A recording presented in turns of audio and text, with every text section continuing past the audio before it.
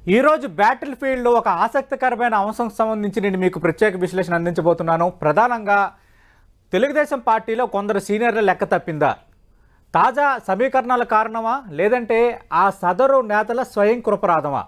ఎందుకంటే చాలామంది నేతలు దేవినేని ఉమా, గంట ఇలాంటి నేతలకు సంబంధించి కొందరికి టికెట్ గల్లంత అయితే మిగతా వాళ్ళ భవిష్యత్తు ఏంటో తెలియని పరిస్థితి ఉంది. అలాంటి 10 మంది సీనియర్ నేతలు ఎందుకు ఈ పరిస్థితి వచ్చింది, ప్రస్తుతం ఏం జరగచ్చు, దీనికి సంబంధించి మీకు పిన్ పాయింటెడ్గా ఎనాలిసిస్ అందించబోతున్నాను. అసలు టీడీపీలో సీనియర్ల భవిష్యత్తు ఏంటి, పార్టీ ఆవిర్భావం నుంచి టీడీపీలో ఉన్న వీళ్ళ గమనం ఎలా ఉండబోతుంది, 1 by 1 మనం మాట్లాడుకుందాం. మొదటగా చూసుకుంటే ఉత్తరాంధ్రలో ప్రముఖంగా వినిపిస్తున్న పేరు గంటా శ్రీనివాసరావు పేరు. గంటా శ్రీనివాసరావు కోసం ప్రత్యేకంగా పరిచయం అవసరం లేదు, ఎందుకంటే గతంలో ఎమ్మెల్యేగా పనిచేశారు, ఎంపీగా పనిచేసిన అనుభవం ఉంది. ప్రజారాజ్యం పార్టీ నుంచి ఎమ్మెల్యేగా గెలిచిన తర్వాత మళ్ళీ కాంగ్రెస్ పార్టీలో చేరారు, తిరిగి తెలుగుదేశం పార్టీలోకి వచ్చారు. గత ఎన్నికల్లో కూడా తెలుగుదేశం పార్టీ టికెట్ మీద విజయం సాధించారు. ఎందుకంటే విశాఖ సిటీలో 4 అసెంబ్లీ స్థానాలను తెలుగుదేశం పార్టీ గెలుచుకున్న నేపథ్యంలో విశాఖ ఉత్తరం నుంచి గంటా శ్రీనివాసరావు విజయం సాధించారు. అలాంటి గంటా శ్రీనివాసరావు సీటు ఇప్పుడు ఊగిసలాట్లో ఉంది. దీనికి చాలా కారణాలు కూడా ఉన్నాయి. ఎందుకంటే గంటా శ్రీనివాసరావు తెలుగుదేశం పార్టీ టికెట్ మీద నుంచి గెలిచిన ఎమ్మెల్యేగా ఉన్నప్పుడు కూడా కొద్ది రోజులుగా పార్టీ కార్యక్రమాలకు దూరంగా ఉండడం, అంటి ముట్టున్నట్టుగా ఉన్న నేపథ్యం అనేది అక్కడ పార్టీ కార్యకర్తలకి, పార్టీ సీనియర్లకు కూడా కొంత కోపం తెప్పించింది. ఎందుకంటే విశాఖ జిల్లా రాజకీయాల్లో ఎవరు అవునన్నా కాదన్నా ప్రతి తెలుగుదేశం పార్టీ నేత ఒప్పుకున్న అంశం ఏంటంటే అయ్యన్న పాత్రుడు వర్సెస్ గంటా శ్రీనివాసరావు మధ్య రాజకీయం ఏ స్థాయిలో జరిగిందో, మాటల యుద్ధము, సవాళ్ళు ప్రతి సవాళ్ళు ఏ స్థాయిలో జరిగా మన అందరికీ తెలిసిందే. కానీ అయ్యన్న పాత్రుడు పార్టీ అధికారంలో లేనప్పటికి కూడా మొత్తం జిల్లాలో కానీ సిటీ పరంగా కానీ పార్టీ కార్యక్రమాలకు అండాదండగా ఉన్నారు. అటు పార్టీకి సంబంధించి కార్యకర్తలకు ఏ సమస్య వచ్చినా నేనున్నానంటూ ఆయన బరిలో దిగిన వాతావరణం. కానీ గంటా శ్రీనివాసరావు పూర్తిగా కార్యక్రమాలకు దూరంగా ఉన్న నేపథ్యం మనకు కనిపించింది. ఎప్పుడైతే ఎన్నికల వాతావరణం కొంచెం వేడెక్కిందో మళ్ళీ ఆయన ముందుకు రావడం, పార్టీకి సంబంధించి పాజిటివ్గా మాట్లాడటం, అంతకుముందు గంటా శ్రీనివాసరావు వైసీపీ నేతలకు టచ్లో ఉన్న ప్రచారం తెలుగుదేశం పార్టీలో జరగడం, ఇవన్నీ జరిగిపోయాయి. ఈ నేపథ్యంలో చివరి నిమిషంలో విశాఖ నుంచి నేను పోటీ చేస్తానని గంటా శ్రీనివాసరావు చెప్పారు.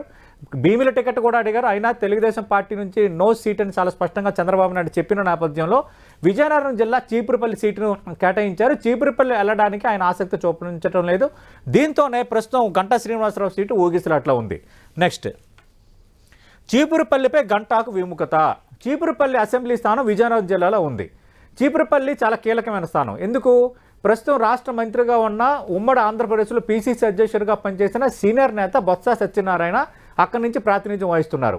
అయితే అక్కడ కిమిడి గణపతి తనయుడు కిమిడి నాగార్జున అక్కడ తెలుగుదేశం పార్టీ ఇన్ఛార్జిగా ఉన్నప్పటికీ గత ఎన్నికల్లో ఆయన ఓడిపోయారు. బొత్స లాంటి ఉద్దండుని ఢీకొట్టడం కిమిడి నాగార్జునతో కుదరదు అంటూ సర్వేలు కొంత ప్రతికూలంగా వచ్చిన నేపథ్యంలో అటు బలమైన క్యాండిడేట్ కోసం తెలుగుదేశం పార్టీ వెయిట్ చేస్తుంది. అయితే గంటా శ్రీనివాసరావు తిరిగి కొంత పార్టీకి దగ్గరైన నేపథ్యంలో చీపురుపల్లి టికెట్ గంటా శ్రీనివాసరావు కేటాయిస్తే బొత్స లాంటి నాయకులను ఢీకొట్టగలరు.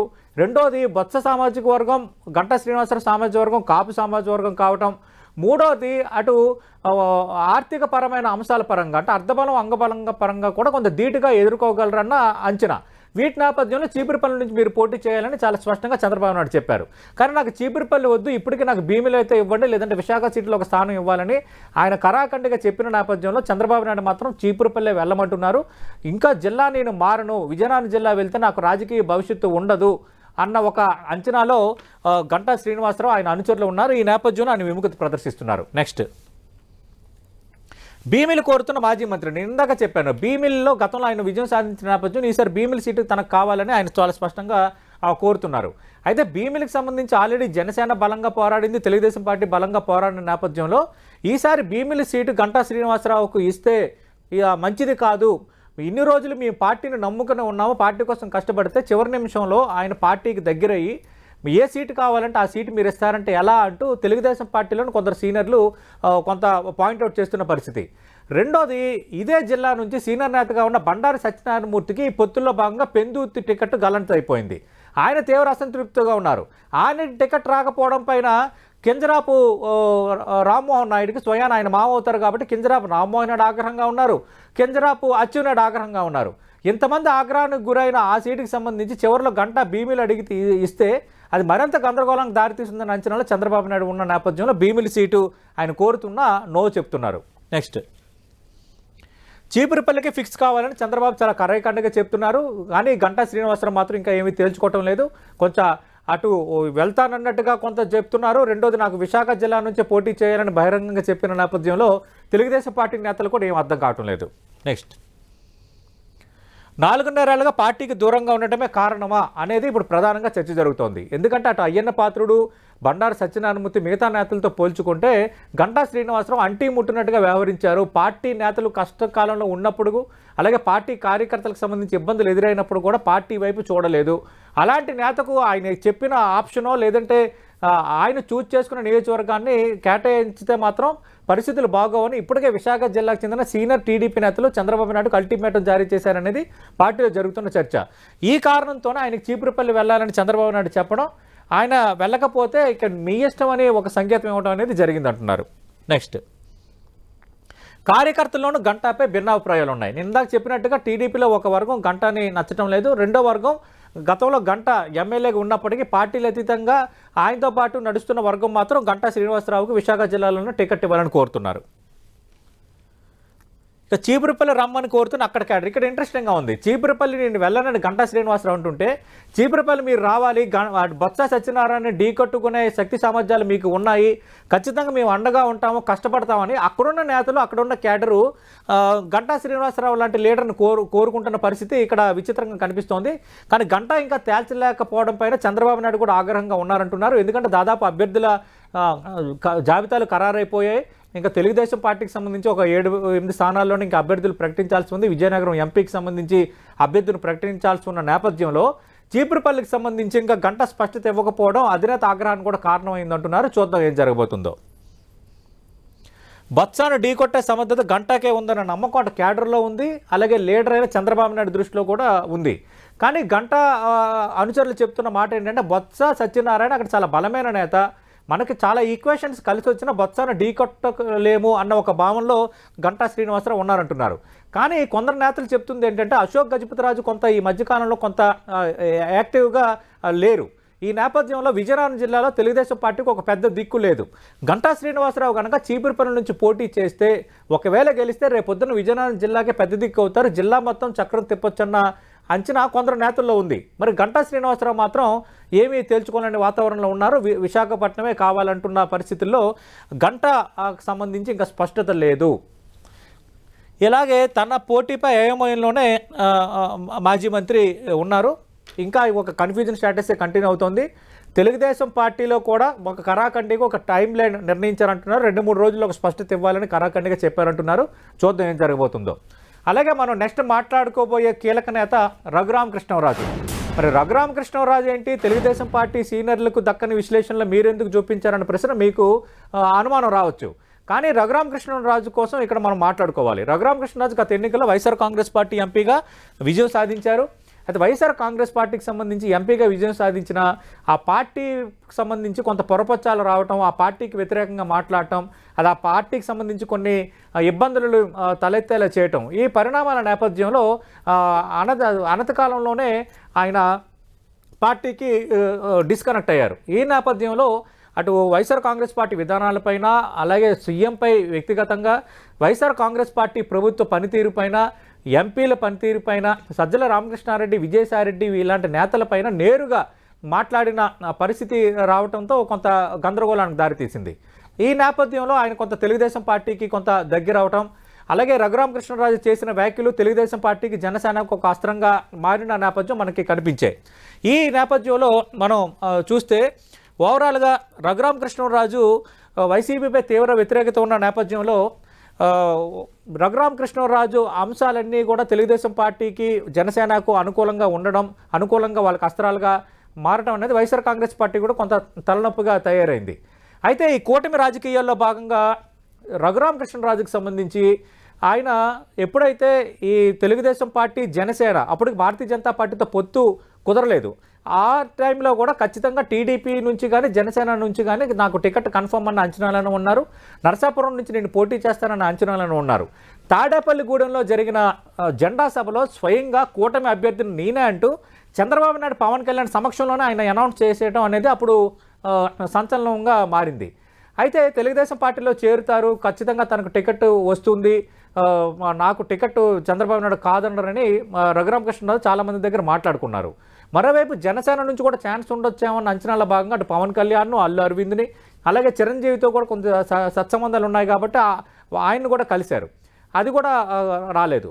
అయితే భారతీయ జనతా పార్టీతో పొత్తు కుదిరిన తర్వాత తెలుగుదేశం పార్టీ, జనసేన, భారతీయ జనతా పార్టీకి సంబంధించి పోటీ చేసే స్థానాలపై ఒక స్పష్టత వచ్చింది. ఆలో భాగంగా భారతీయ జనతా పార్టీ నరసాపురం ఎంపీ స్థానాన్ని కోరుకుంది. ఈ మీన్వైల్ టైంలో భారతీయ జనతా పార్టీలో కేంద్ర పెద్దలతో సత్సంబంధాలు ఉన్నాయి కాబట్టి ఖచ్చితంగా భారతీయ జనతా పార్టీలో చేరి నరసాపురం నుంచి భారతీయ జనతా పార్టీ అభ్యర్థిగా పోటీ చేయడానికి రఘురామకృష్ణరాజు రంగం సిద్ధం చేసుకున్నారు. తనకు ఎలాంటి సమస్య లేదనుకున్నారు. అయితే భారతీయ జనతా పార్టీలో కొందరు నేతలు తనకు టికెట్ రాకుండా అడ్డుకుంటున్నారని నేరుగా రఘురామకృష్ణరాజు కొద్ది రోజుల కింద ఒక ప్రకటన చేశారు.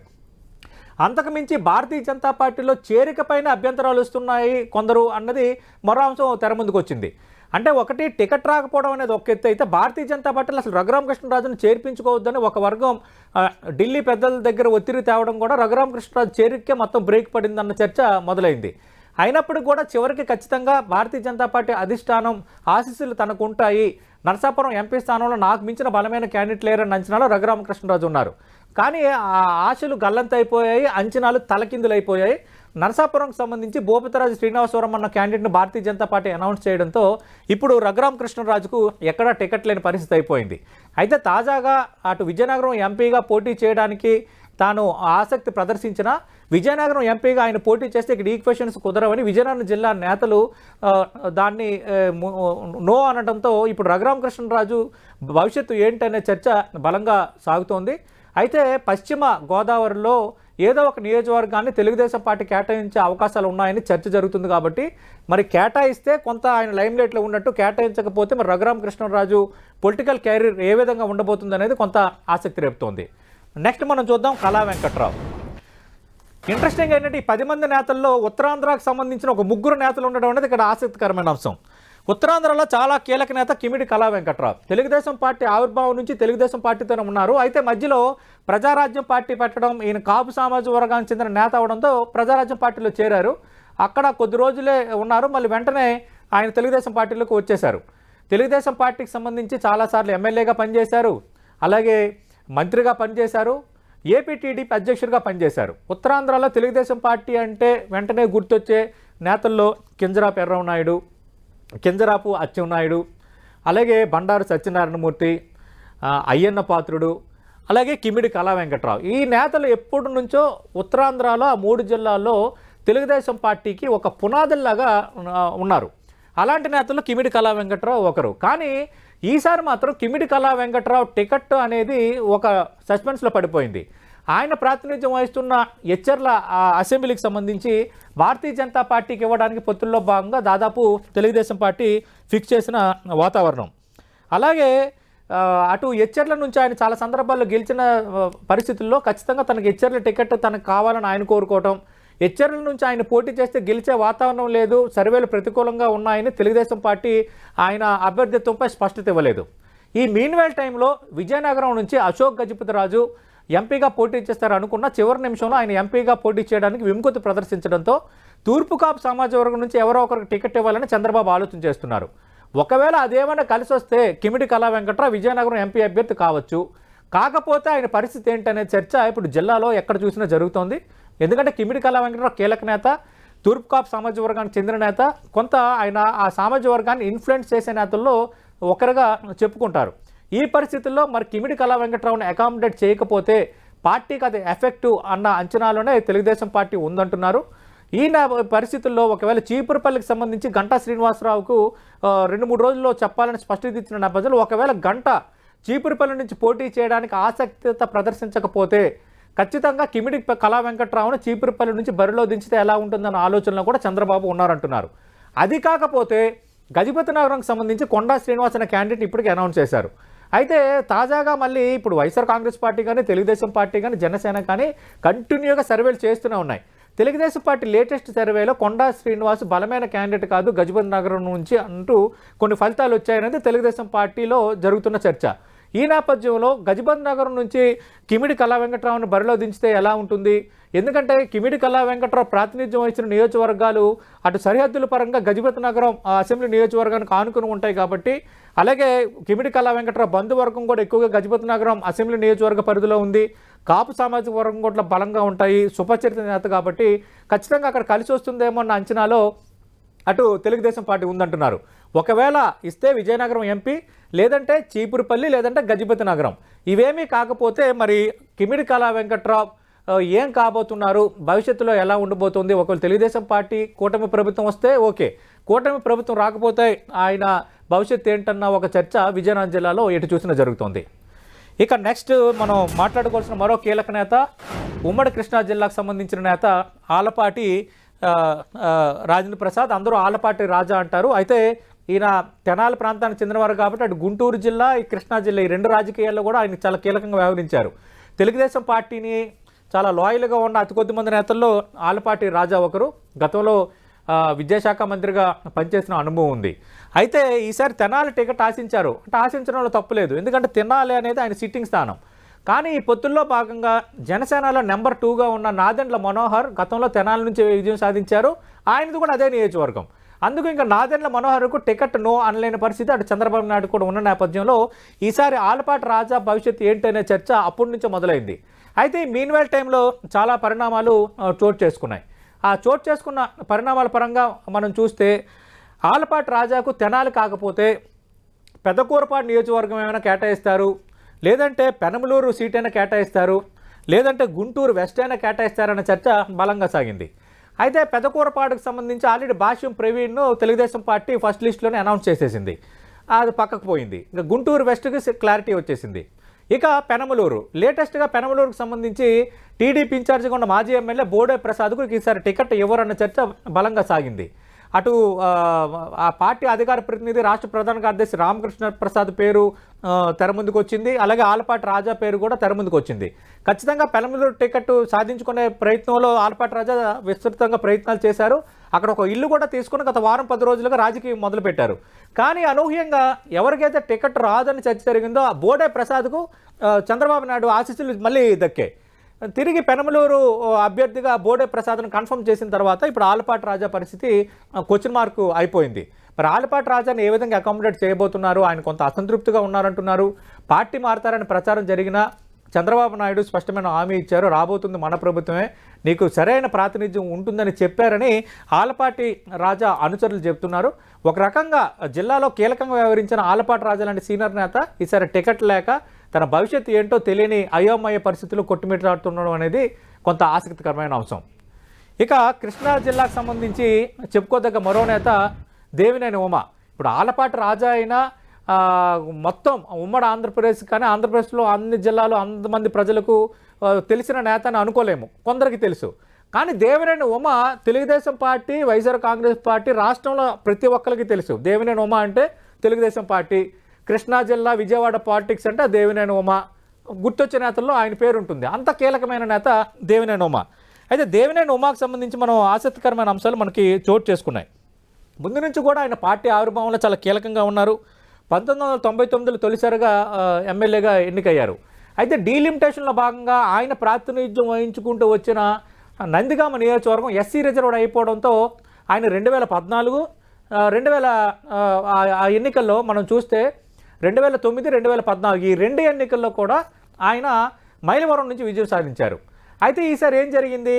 వైఎస్ఆర్ కాంగ్రెస్ పార్టీ నుంచి గెలిచిన వసంత కృష్ణప్రసాద్ తెలుగుదేశం పార్టీలోకి రావడం, ఖచ్చితంగా దానికి మైలవరం టికెట్ ఇస్తారని హామీ ఇస్తేనే వస్తారని కరాఖండిగా షరతు విధించడం, దానికి చంద్రబాబు నాయుడు ఓకే అనడంతో దేవినేని ఉమ భవితవ్యం క్వశ్చన్ మార్కులో పడిపోయింది. అయితే పెనమలూరు టికెట్ ఆయనకి ఇస్తారు, ఎందుకంటే విజయవాడ సిటీకి దగ్గరగా ఉన్న నియోజకవర్గం, బీసీ ఓటు ఎంత బలంగా ఉందో కమ్మ సామాజిక వర్గం ఓట్లు కూడా కొంత అక్కడ ఎఫెక్ట్ చూపుతాయన్న నేపథ్యంలో దేవినేని ఉమాకు పెనమలూరు షిఫ్ట్ చేస్తారన్న ప్రచారం బలంగా సాగింది. ఫైనల్గా పెనమలూరుకి బోడే ప్రసాద్ ఫిక్స్ చేసిన నేపథ్యంలో దేవినేని ఉమా లాంటి ఒక సీనియర్ నేత 40 ఏళ్ళు తెలుగుదేశం పార్టీ నుంచి ముందు నుంచి దేవినేని కుటుంబం అక్కడ కంటిన్యూగా ఉంది. అలాగే దేవినేని ఉమా 1999 నుంచి నేరుగా ఎమ్మెల్యేగా పోటీ చేస్తున్నారు, మధ్యలో గెలుచుకుంటూ కూడా వస్తున్నారు. ఇలాంటి నేపథ్యంలో ఫస్ట్ టైం దేవినేని ఉమా లాంటి ఒక సీనియర్ లీడర్కు టికెట్ లేకపోవడం అనేది కృష్ణా జిల్లా రాజకీయాల్లో చర్చనీయాంశమైంది. గత టీడీపీ ప్రభుత్వంలో భారీ నీటిపారుదల మంత్రిగా అత్యంత కీలకంగా వ్యవహరించిన దేవినేని ఉమా ఆ పార్టీ చెప్పుకునే అతిపెద్ద నేతల్లో కీలక నేత. అయితే ఇక్కడ కార్యకర్తల నుంచి ఒక చర్చ వినిపిస్తోంది. నేరుగా దేవినేని ఉమా ఏమీ అడగరు, అటు ఇగో అని కొందరు అంటారు, మొహమాటం అని మరికొందరు అంటారని ఆయన అనుచరులే చెప్తారు. నేరుగా నాకు టికెట్ కావాల్సింది నా అలాంటి సీనియర్కు మీరు ఎందుకు టికెట్ నిరాకరిస్తారని ధైర్యంగా అడగరు కూడా. అలాగే చంద్రబాబు నాయుడు కూడా అంతగా ఎక్కువగా మాట్లాడరు అన్న ఒక చర్చ ఆ పార్టీ కార్యకర్తల్లో ఉంది. ఫైనల్గా ఈ మొహమాటమే కొంప ముంచింది. మాకు ఒక స్పష్టత హైకమాండ్ కూడా ఇవ్వలేకపోయింది. మాలాంటి దేవినేని ఉమా లాంటి వ్యక్తిని ఎట్లా దూరం పెడతారనేది ఆ పార్టీ నేతలు ప్రధానంగా కొందరు పాయింట్అవుట్ చేస్తున్న అంశం. ఎందుకంటే దేవినేని కుటుంబం సంబంధించి అటు దేవినేని వెంకటరమణ, దేవినేని ఉమా సోదరుడు విద్యాశాఖ మంత్రిగా పనిచేశారు. విద్యాశాఖ మంత్రిగా ఉంటూనే గోదావరి రైలు ప్రమాదంలో మరణించడం, ఆ తర్వాత దేవినేని ఉమా యాక్టివ్ అవ్వటం, ఆయన కంటిన్యూగా కొంత పార్టీ వ్యవహారాలను కీలకంగా నడపడం, మంత్రిగా పనిచేయటం, ఇంత అనుభవం ఉన్న నేతకు ఈసారి తన భవిష్యత్తు అనేది క్వశ్చన్ మార్క్గా మారిపోవటం అనేది కొంత ఆసక్తికరమైన అంశమే.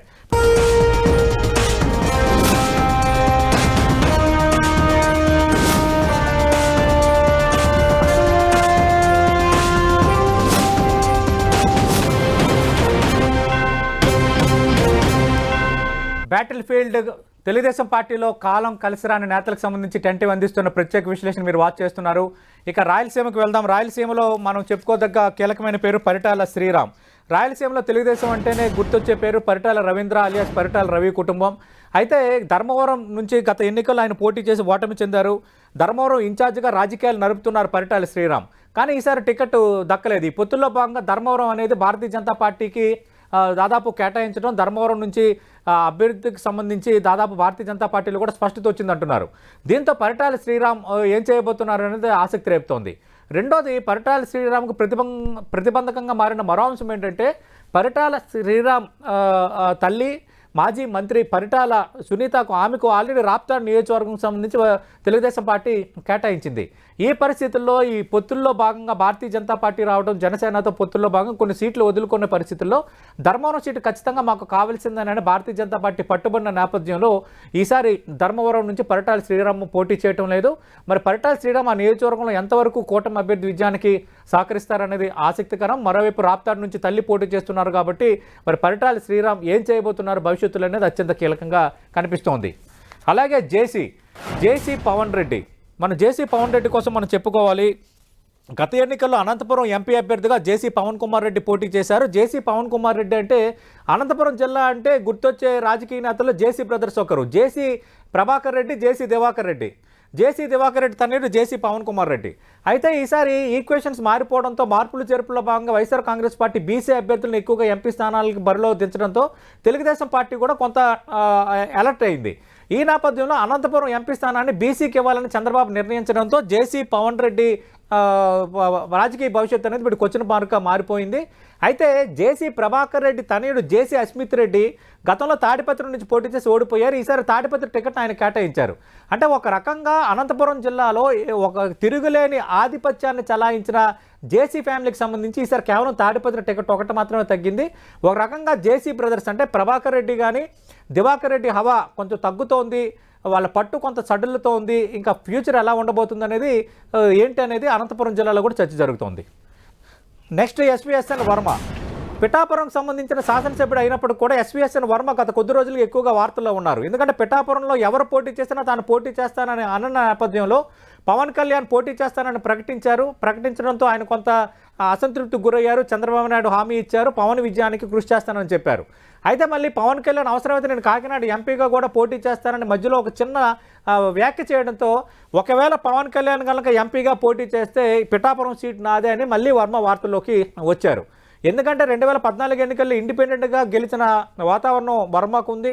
అలాగే నియోజకవర్గంలో సత్సంబంధాలు ఉన్న నేపథ్యంలో వర్మ సహకారం అనేది పవన్ కళ్యాణ్ కూడా అత్యంత కీలకం కాబట్టి వర్మకు సంబంధించి స్పష్టమైన హామీ ఇచ్చారంటున్నారు. మరి ఈసారి వర్మ పిఠాపురం నుంచి పవన్ పోటీ చేయడం దాదాపు ఖాయమైన నేపథ్యంలో ఈసారి వర్మ ఏం జరగబోతుంది?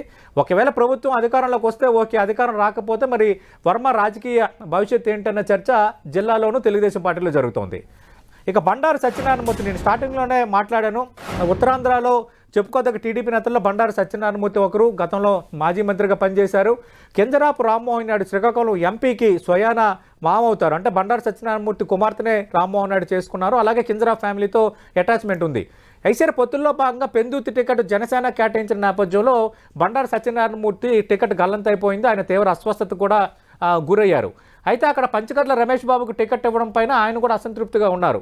ఆ జనసేన నుంచి ఉన్న శివశంకర్కు టికెట్ ఇస్తే నేను పోటీ చేస్తానంటూ చివరిలో ఒక కండిషన్ పెట్టినప్పుడు కూడా పంచకర్ల రమేష్కు జనసేన టికెట్ కేటాయించిన నేపథ్యంలో అటు బండారు సత్యనారాయణమూర్తి, శివశంకర్ ఇద్దరు నేతలు బాగా క్లోజ్ కాబట్టి మరి వీళ్ళిద్దరూ ఏ విధంగా పంచకర్ల రమేష్కి సహకరిస్తారనేది అక్కడ ఒక ఆసక్తికరమైన అంశం. అంతకు మించి మరి బండారు సత్యనారాయణమూర్తి రాజకీయం ఏం కాబోతుంది, సిట్టింగ్ స్థానమే గల్లంత అయిపోయింది కాబట్టి రేపు కూటమి ప్రభుత్వం అధికారంలోకి వస్తే ఓకే, కానీ రాని పక్షంలో దాని పొలిటికల్ లైఫ్ ఏంటనే ఒక చర్చ వాళ్ళ అనుచరుల్లోనూ అలాగే విశాఖ జిల్లాలోనూ బలంగా వినిపిస్తోంది. మనం ఉత్తరాంధ్రకు సంబంధించి మాట్లాడుకుంటున్న అత్యంత కీలకమైన నేత అశోక్ గజపతిరాజు తెలుగుదేశం పార్టీ ఆవిర్భావం నుంచి తెలుగుదేశం పార్టీతో ఉన్నారు. చాలా కీలక నేత. 2014 ఎన్నికల్లో ఎంపీగా పోటీ చేసి గెలిచి ఎన్డీఏ ప్రభుత్వంలో కేంద్ర కేబినెట్ మంత్రిగా పనిచేశారు. గత ఎన్నికల్లో ఎంపీగా పోటీ చేసి ఓడిపోయారు. కానీ ఈసారి కూడా ఎంపీగా పోటీ చేయాలని చంద్రబాబు నాయుడు కోరిన ఆయన విముఖత ప్రదర్శించిన నేపథ్యంలో ఇప్పటికీ విజయనగరం ఎంపీ అభ్యర్థి ఎవరు అన్న సస్పెన్స్ కొనసాగుతూనే ఉంది. అశోక్ గజపతిరాజుకు సంబంధించి ఆయన కుమార్తెకు మళ్ళీ విజయనగరం టికెట్ కేటాయించిన నేపథ్యంలో మరి ఇప్పుడు ఏం జరగబోతుందన్న ఆసక్తి అందరిలోనూ రేగుతోంది. ఒకటి, కొంత రాజకీయాలకు సంబంధించి ఈసారి నేను అంత యాక్టివ్గా ఉండాలనుకోవట్లేదన్న ఒక భావన కావచ్చు. రెండోది, అక్కడ అభ్యర్థిని ఎవరు పెట్టాలన్న దానిపైన స్పష్టంగా ఆయన అభిప్రాయం చెప్పలేకపోవడం కూడా ఒక ఎత్తుగా కనిపిస్తోంది. మొన్నటి వరకు విజయనగరం జిల్లాలో ఇంక తిరిగిలేని రాజకీయాలు జరిపిన అశోక్ గజపతిరాజు, ఇంకా పార్టీకి పెద్ద దిగ్గా ఉన్న అశోక్ గజపతిరాజు ఒక్కసారిగా కొంత డియాక్టివ్ అవడంతో ఆ పార్టీల్లోనూ కూడా ఇప్పుడు ఎవరికి ఏం చెప్పాలో తెలియని పరిస్థితి కనిపిస్తోంది. ఎందుకంటే మధ్యలో పార్వతీపురంతో పాటు కొన్ని నియోజకవర్గాల పంచాయతీలు తెర ముందుకు వచ్చిన నేపథ్యంలో అశోక్ గజపతిరాజు కాకుండా నేరుగా చంద్రబాబు నాయుడు ఇన్వాల్వ్ అవ్వాల్సిన పరిస్థితి. అంటే విజయనగరం జిల్లాకు సంబంధించి అశోక్ గజపతిరాజు కొంత అనాసక్తి ప్రదర్శిస్తున్న నేపథ్యంలో ఆ పార్టీకి ఒక పెద్ద దిక్కు లేని వాతావరణం అయిపోయింది. ఈసారి ఆయన పోటీ చేయని నేపథ్యంలో ఆయన కుమార్తె వారసురాలుగా గత ఎన్నికల్లో పోటీ చేసి ఓడిపోయిన అదితి గజపతిరాజు విజయనగరం ఎమ్మెల్యే అభ్యర్థిగా రంగంలో దిగుతున్నారు. గెలిస్తే అశోక్ గజపతిరాజు అంటే ఆ కుటుంబ వారసత్వం కంటిన్యూ అవుతుంది. గెలవకపోతే పరిస్థితి ఏంటి? ఇంకా జిల్లాలో రాజుల రాజకీయం ఇంకా ముగిసినట్టేనన్న చర్చ బలంగా సాగుతోంది. ఇది ఓవరాల్గా తెలుగుదేశం పార్టీలో, అలాగే తెలుగుదేశం పార్టీ నుంచి టికెట్ ఆశించిన మిగతా నేతల్లో ఈ 10 మంది సీనియర్ నేతలు సంబంధించిన భవిష్యత్తు అనేది ఒక అగమ్య గోచరం అయిపోయింది, ఒక స్పష్టత లేకుండా అయిపోయింది. ఒకటి, కాలం కలిసి రాలేదన్నదే క్లియర్గా పిక్చర్ అర్థమవుతుంది. అంతకుమించి కొందరు నేతల్లో స్వయం కృపరాధం కూడా ఈ పరిస్థితికి దారితీసిందనేది సుస్పష్టం. ఇది బ్యాటిల్ ఫీల్డ్లో భాగంగా 10 టీవీలో అటు తెలుగుదేశం పార్టీలో స్పెసిఫిక్గా కాలం కలిసి రాని సీనియర్లపై 10 టీవీ అందించిన ప్రత్యేక విశ్లేషణ.